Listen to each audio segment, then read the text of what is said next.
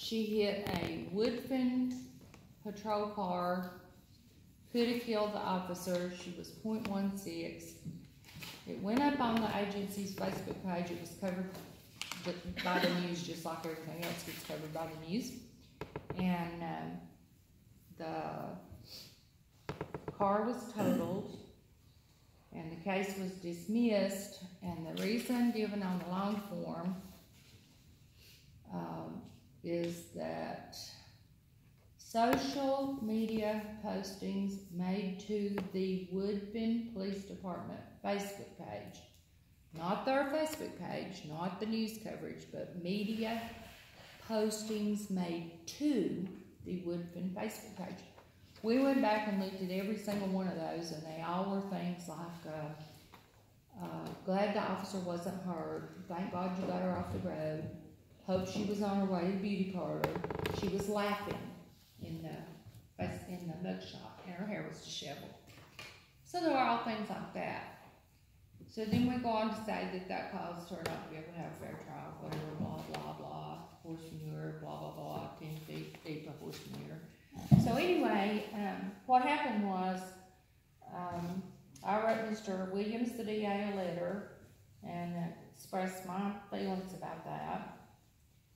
Case being dismissed, and then it comes to find out he never met with the officer that was in the vehicle. He never met with any of the victims, which was the officer, the agency, and the taxpayers.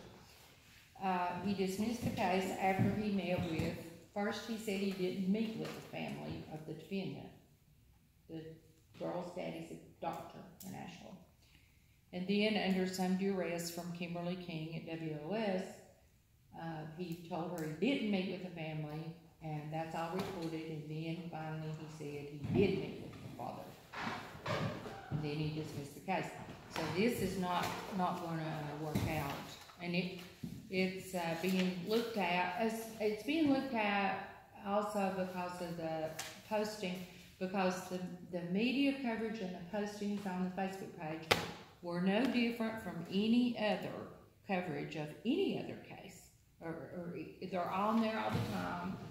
I mean, this is the information age. You can put public record stuff wherever you want to.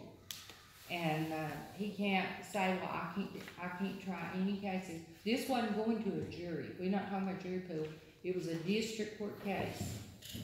So the Institute of Government said, thank goodness they know what they're talking about, that if it had gotten to the jury, then would have might have come the time, and a change of venue would have been a remedy, not a dismissal. So anyway, that's all up in the air and in a big hullabaloo.